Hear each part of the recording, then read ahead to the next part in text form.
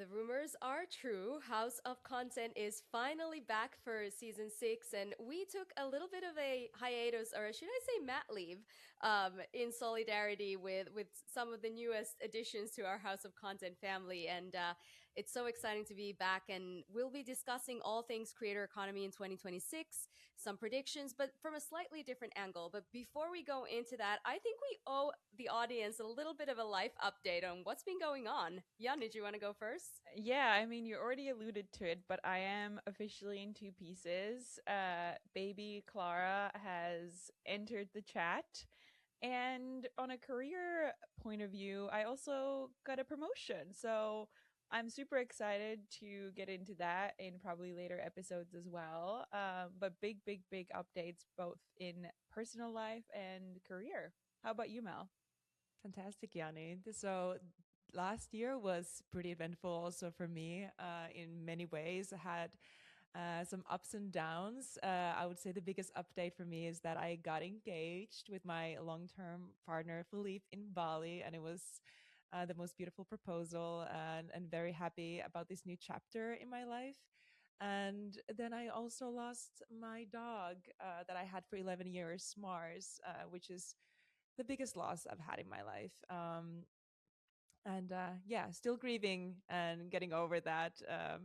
But happy that it's now 2026 and got some new waves and new events happening. So, what about you, Christine? What's new on your front?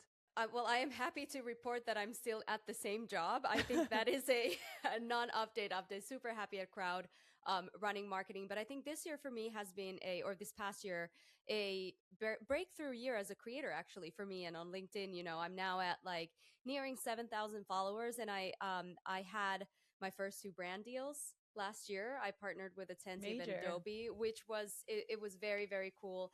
And I actually just got word on Friday that I'll be getting my third brand deal with another software company. So working hard on that front, working 9 to 5, and then 5 to 9 as well on the creator front. So it's been actually a really, really good year. And but no other personal updates, no babies or animals or nothing on that front. It's been pretty even keeled, which is good, I think.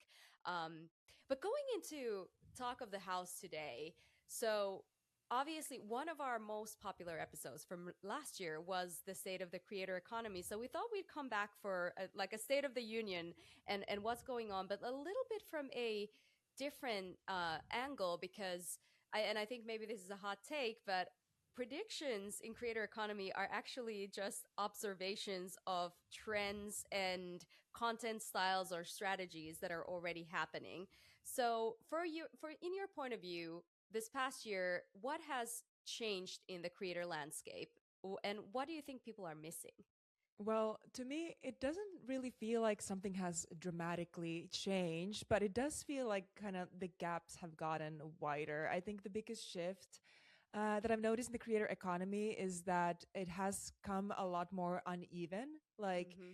the gap between the creators who kind of own something and those who don't has widened a lot. Like you can really feel the difference between the creators who really own their audience, their voice, their content constructs, and who really have a POV and a strong audience engagement, and those who are just constantly chasing platforms and the deals and the trends are more of these like shopping influencers. So I feel like that gap has kind of widened and become even more clear.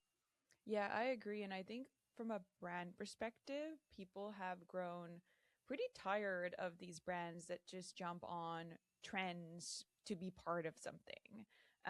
Brands are being called out for it. We don't just want brands who are making funny jokes and trying to relate to us as people. It's really the big return back to almost brand strategy, if you will, and figuring out what does the brand stand for other than showing the ability to jump on the latest trend that has very little to do with the brand actually. And I think it's also about the maturity cycle in the creator economy because if we think about the shift to just content consumption across the board on social, YouTube is now bigger than TV. YouTube is the new TV.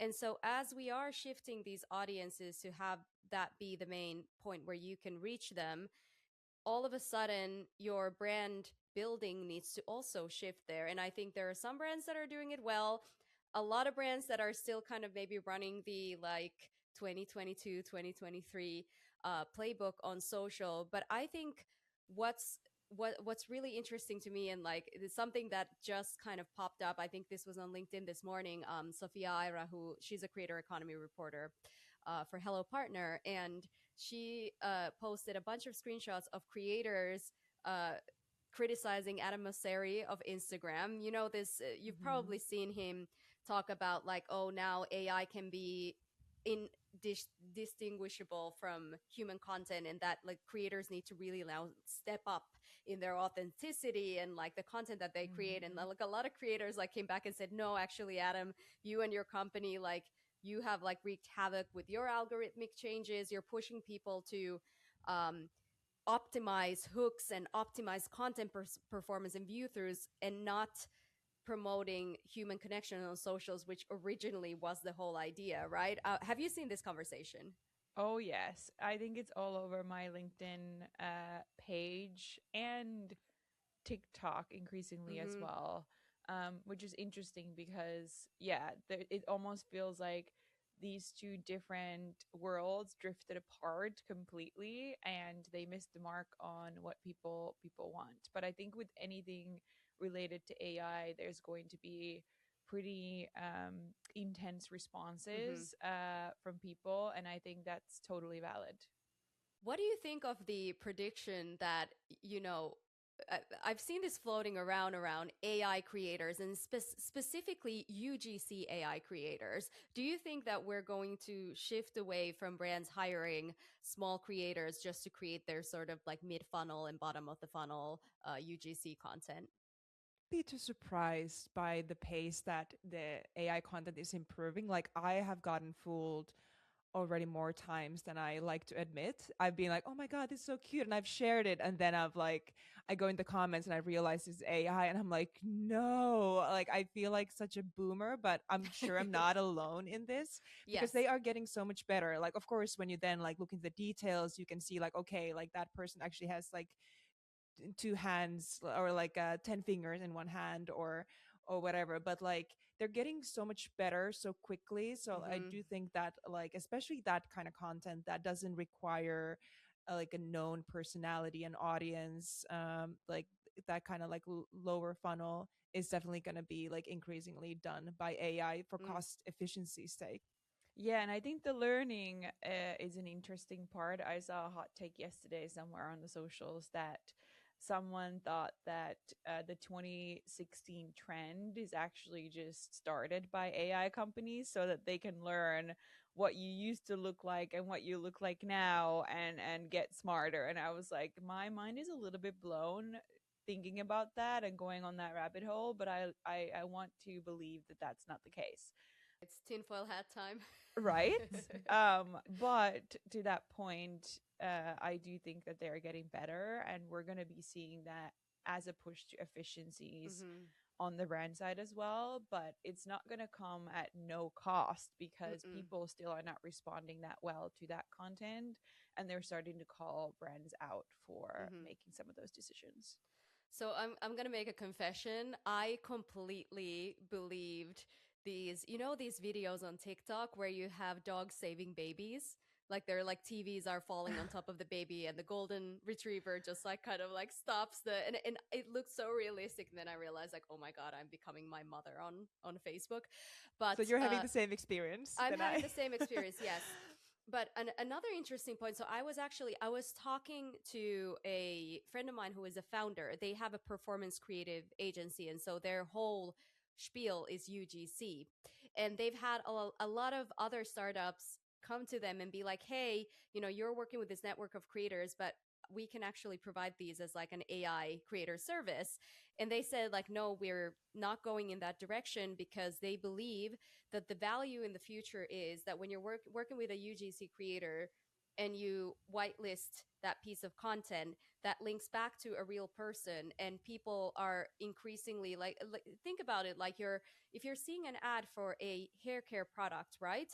I need to see the real result. Like I don't want to see, like I'm not going to believe an AI result even if it's identical to what would you would get with an actual person. Like I think there is value in that.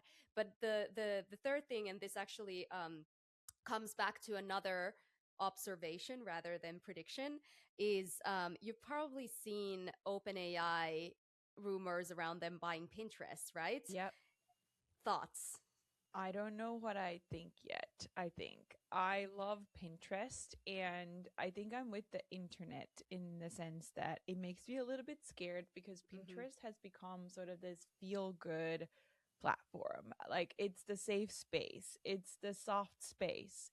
And I think with I can see a world where there's improvement, but I can also see a world where the creativity, the safeness of this platform where you are allowed to dream and you're allowed to go on creative rabbit holes, and we are creating even like plans for our future through sort of visual exploration, that will be endangered I, I potentially. I think so as well. But have you noticed a shift on your feeds though? Because my Pinterest feeds are looking very different these days. I have so many ads and I have a lot of AI content already. I don't know if they're just using me as a beta.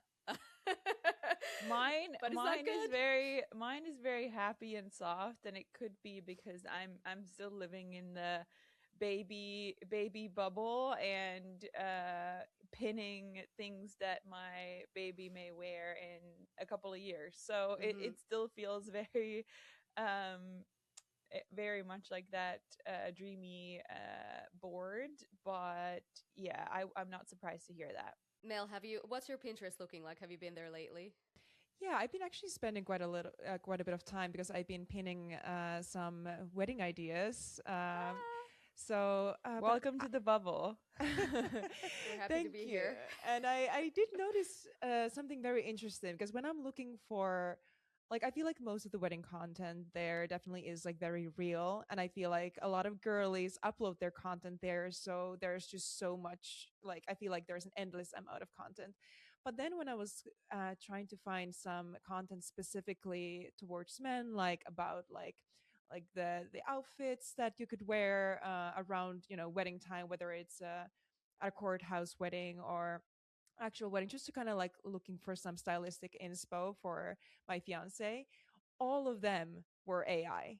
Like I would say Wow. 95% of that Mm, content was Mm, AI. And then mm, I realized like, well, I feel like there are many reasons to that. mm, Probably there is a lack of that kind of content. Maybe the girlies just focus on their own outfits and upload those on Pinterest.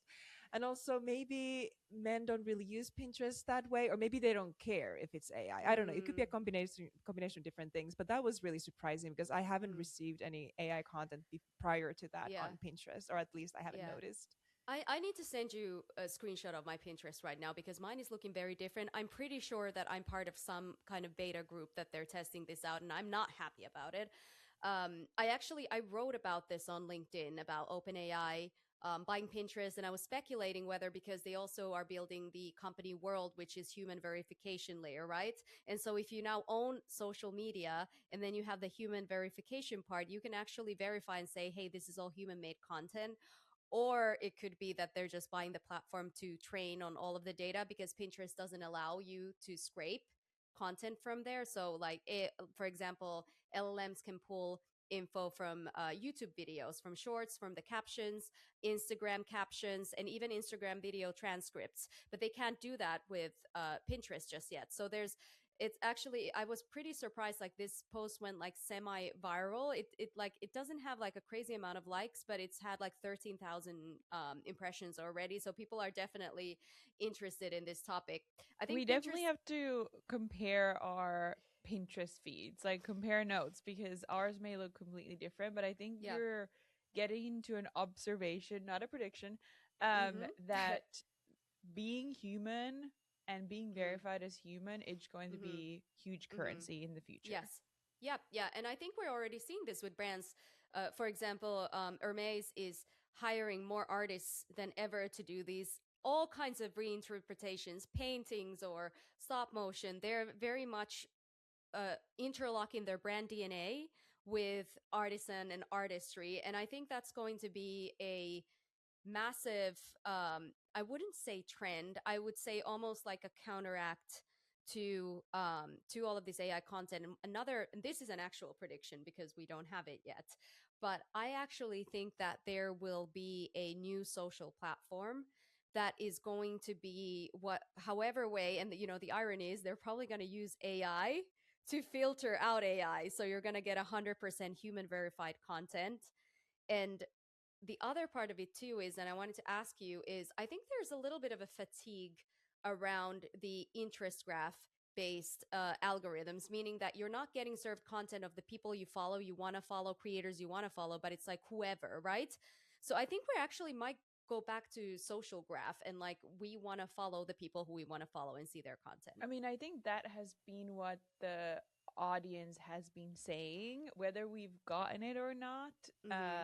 that's a different story. And that's Mm-hmm. where the enshittification of content Oh yeah. conversation has started, that all the platforms are pushing their Mm-hmm. agenda, but people genuinely want to be connected to Mm-hmm. other people that they have a real connection to, not just an Mm-hmm. internet connection. I will say that especially now, being a mom, but also being more than a mom, I am very annoyed that the algorithms are only classifying me as one thing. Mm. I'm only getting one type of content because of my searches and things that are just natural to my life stage. But it is quite annoying that that is your entire life versus being able to consume content that goes beyond that. So now I have Mm-hmm. to actively go and quote unquote fix my algorithm in order Mm-hmm. to get back to my interests that go beyond that. And so I think there's a lot of things that are wrong there in terms of how you're getting served content and what you Mm. actually want. So Mm-hmm. I agree with that. That is so real because that's exactly what happened to me when I lost my dog. And the first few days, it was very helpful to be like inside like grief talk and pet loss talk and kind of like like relate to other people going through that experience. But then after that, like whenever I would go to TikTok, I would just get fed more of that, and I would just get sad instead of like get some kind of entertainment Mm. or something that would take my mind away from that. And it was really difficult to get away from that. Like it took me like conscious effort like not to Mm. engage with any of the grief talk content, because otherwise it would have just kept me there. And that just comes to show how like it can be very dangerous as well. Like we're going to be going this season into many different interesting topics like skinny talk and like and where that can take you and how that's affecting people. But like it just comes to show that it's very dangerous as well, because Mm-hmm. that can kind of decide for you in a way where like the bubble that you're going to be in. And then another trend that we're also seeing that has to do with the people wanting to see more of their friends post Mm-hmm. is that people aren't posting anymore because it's so flooded with the creator content that regular people are becoming more and more silent. Like at some point people were sharing more in their stories, but even there I feel like people are becoming more and more silent, especially younger generations aren't posting anything on their feed. They're barely Mm-hmm. posting in their stories, and even if they are, they might be doing close friends. So I do think that the prediction of some kind of new platform that really is just for real people and those real connections and real friends is very much needed in this time where we're just getting fed so much content that isn't even um, anything that might interest us And or the like. history and the history always sort of repeats itself. It's like a cycle, like fashion. I feel like Mm-hmm. Be Real was that counter response in a way to just seeing Yes. like the Mm-hmm. perfection of social media at the time. It didn't last that long. I think maybe there's For some one summer. diehard Yeah. fans, My sibling still exactly. uses that every day, which is Yeah, crazy. I've heard that there are people who just loved the habit of doing it and kept it going, but I think we're seeing different innovations coming out, like Block, the physical square you can put on your phone to kind Mm. of distance yourself from social, which is Mm-hmm. obviously a reaction to, using your phone way too much and having a hard time stepping away from social media. So I do think that that's going to continue when things are getting more extreme Hmm. um, in the space. So pivoting a little bit, and we touched upon this already slightly, but if we think about brands now that we have this shift more towards building comms platforms that can live on social and actually build the brand, strengthen the brand, and bring new people in, what brands are the blueprint for you right now? Well, a brand that really stands out to me is Jacquemus because Mm-hmm. they stay extremely true to who they are, and they're like I would say that it's actually pretty rare to see a brand at that scale that is still Mm-hmm. posting just so clearly, like from their like point of view. They're not trying to chase any Mm-hmm. trends, but they're still like everything that they do. Just I feel like just goes really like Mm-hmm. viral on social. And a lot of their posts are also coming from the voice of the founder, and you Mm-hmm. can really feel the owner in the content, Mm-hmm. which is very, very special and brings the audience even closer to the brand. And their social doesn't really feel like content marketing. It feels like Mm-hmm. its own universe, and it's kind of like an extension of the brand's Mm-hmm. identity, which Mm-hmm. sometimes it can feel a little bit far removed on social, Mm-hmm. where like Mm-hmm. the brand identity and the social presence don't necessarily have that strong of a connection. But I feel Mm-hmm. like for them it's so clear, and they're constantly doing visually interesting campaigns that work so well on social and outside of it as well. And they never feel like random or trend chasing. And you Mm-hmm. always just know is Jacquemus when you see it, like the Mm-hmm. tone and the kind of like visuals, like everything just kind of belongs in Mm-hmm. the same world.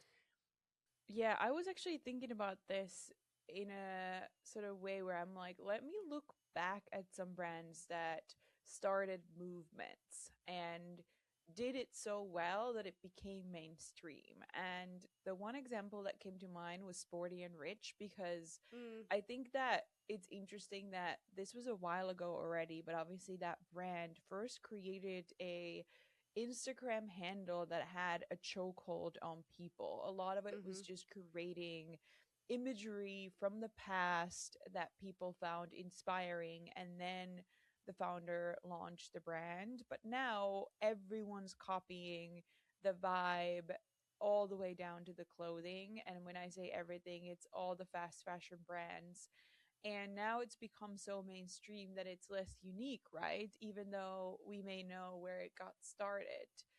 But even that brand was looking to inspiration to the past, but also what other people had done. So you could also argue, like, wait, are we just recreating something that exists in a way?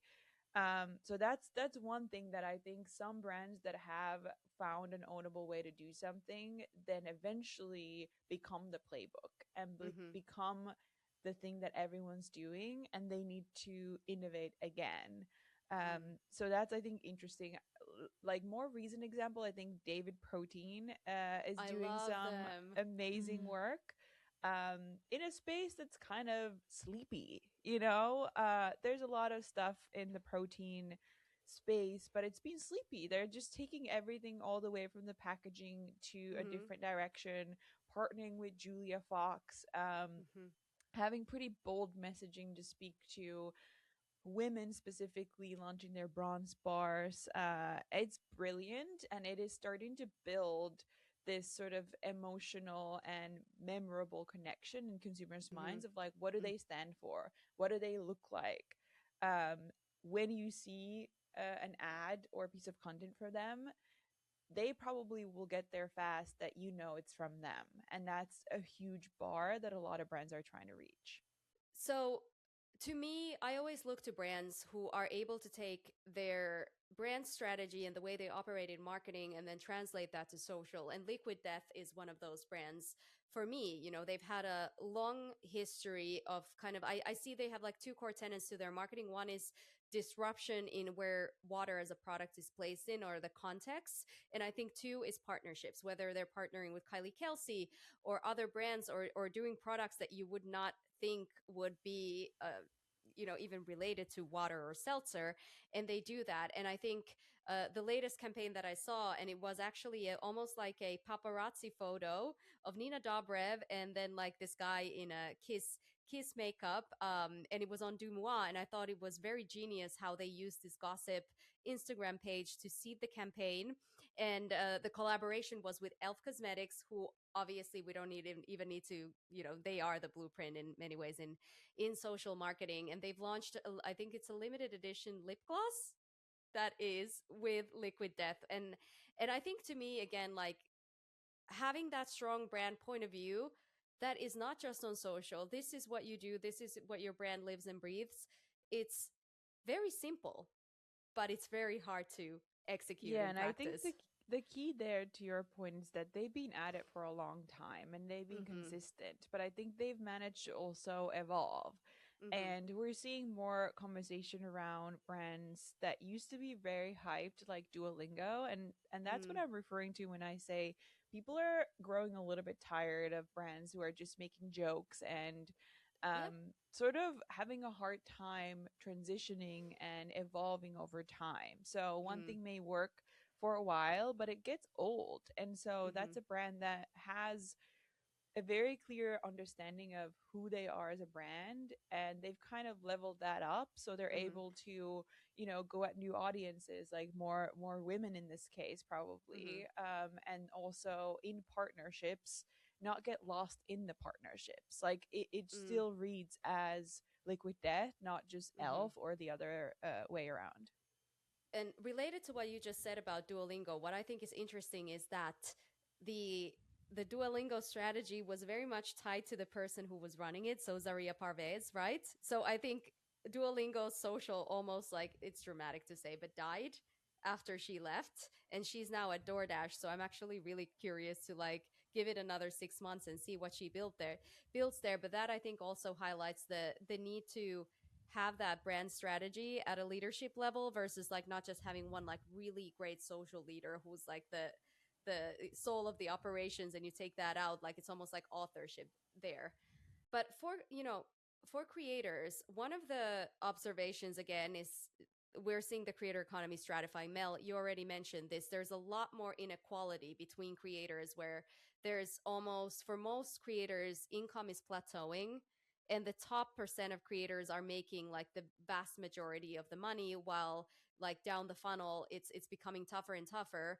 But on the other hand, I had one of my friends is a founder who also has a creator company, and she said that they paid one of their creators over $50,000 this past year, and she has, like, less than 5,000 followers or something like that, very little. But she's, like, doing such great content that brands want to partner with her again and again. And then she also said that she has friends with millions of followers who are barely struggling to make any income. So, how do you think this is affecting the ecosystem as a whole? I mean, it's not true that it's still a wild west. Like we've talked about rates being very inconsistent across the board, and as we're working with different creators, that seems to be the case. Um, Everyone's taking a different approach to how they're pricing their time, their content. Some brands are still behind the ball, thinking that following is some kind of magical metric that determines success. And I was just posting on LinkedIn about this, but I think it is connected to how virality is changing. Mm-hmm. And going viral is not really that cool if it means just having a lot of views. And so brands as well as creators are waking up to the fact that having a lot of views is kind of table stakes. As someone who's gone viral, I can tell you that if I'm not able to funnel that into anything, it's pretty useless. People might have seen one of my videos and it has, I don't know, 3 4 million views, but nothing really happened to the account, nothing that Mm-hmm. is valuable for me beyond the views. And so I think we're starting to talk about virality almost as a word that means more than that when we still use it. What I mean with that is that earned media is still valuable, earned social, where you create something and other people create inspired by it, does multiply your reach and Mm-hmm. starts to grow the movement around your idea or creativity. And so that's still valuable, but virality less so. So I think Mm-hmm. that's starting to change that ecosystem too, from the POV of how brands work with creators, but also what brands are striving for themselves.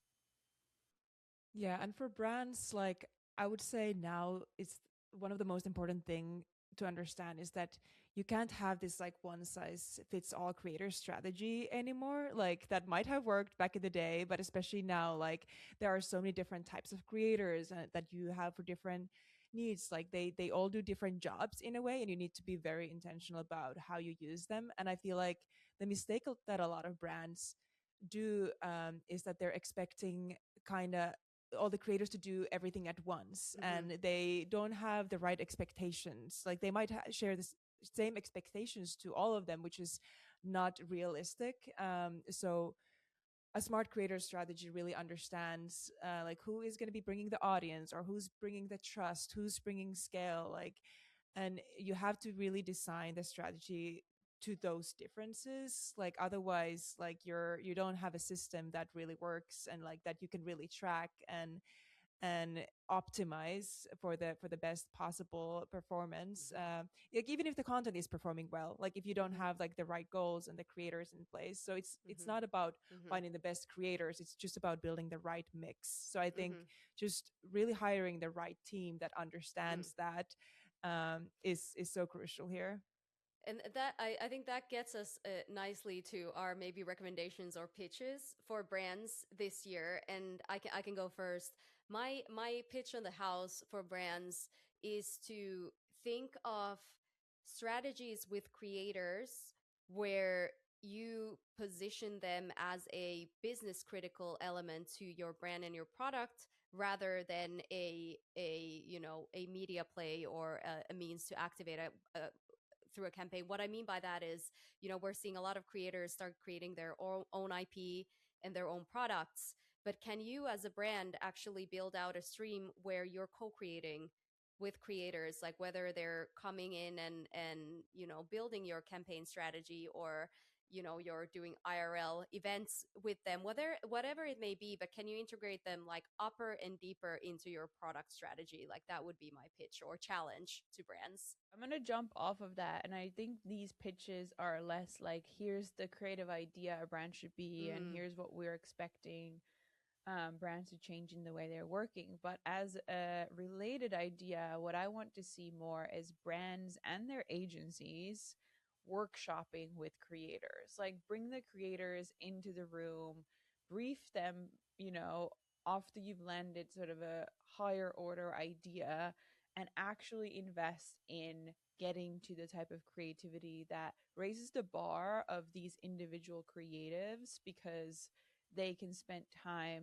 thinking about it with you versus, getting a very simple brief and just doing whatever they do. Um, and I think that's going to be a huge unlock and sort of a counter act to the AI content as well. Like, instead of yeah. going all in on that, double down on the creativity and the kind of environments where more of the creativity can be unlocked. So I want to see more collaboration in that way.